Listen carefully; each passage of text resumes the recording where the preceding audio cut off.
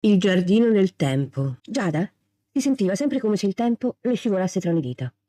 Ogni mattina il risveglio era un promemoria sussurrante di tutto ciò che doveva fare e di quanto poco tempo, o così sembrava, avesse per farlo. Il ticchettio dell'orologio sul comodino le sembrava un tamburo incessante, un metronomo impazzito che batteva il ritmo della sua ansia.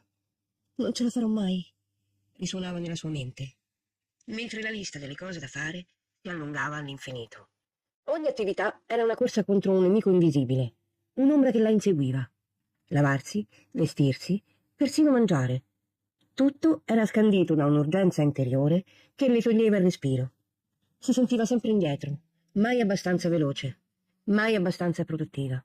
Un pomeriggio, mentre correva per strada, la mente un groviglio di pensieri e scadenze, inciampò quasi in un piccolo sasso. Si fermò di colpo, un po' per il piccolo spavento, un po' per la sorpresa di quel minuscolo ostacolo. I suoi occhi si posarono su una piccola lumaca che, con una lentezza quasi comica, stava attraversando il marciapiede. Non aveva fretta. Non sembrava preoccupata di raggiungere una destinazione in un tempo prestabilito. Semplicemente avanzava. La lumaca non aveva un orologio, né una lista di cose da fare. Semplicemente esisteva. Un passo alla volta, godendosi ogni piccolo pezzo del suo viaggio. Giada sentì qualcosa di nuovo. Una piccola, inattesa apertura nel suo cuore, così a lungo stretto dalla fretta. Si alzò lentamente, sentendo per la prima volta in giorni una strana, quasi dimenticata calma. Il ticchettio dell'orologio non era sparito, ma non le sembrava più così assordante, così minaccioso. Era solo un suono, non un giudice implacabile.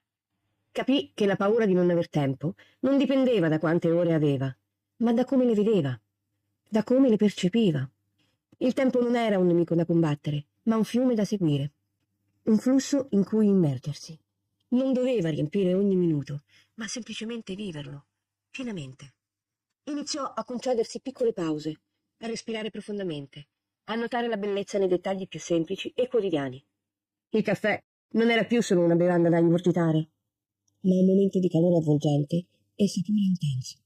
Una passeggiata non era solo uno spostamento, ma un'opportunità per osservare le nuvole che danzavano nel cielo. Il tempo non è una clessidra che si svuota inesorabilmente, ma un giardino che fiorisce, in continua e splendida trasformazione. Ogni istante è come un petalo, e la vera gioia non è contare quanti ne hai, ma lasciare che ognuno si apra e mostri la sua inefferabile bellezza. La paura del tempo svanisce quando impariamo a stare nel suo flusso, invece di corrergli disperatamente dietro.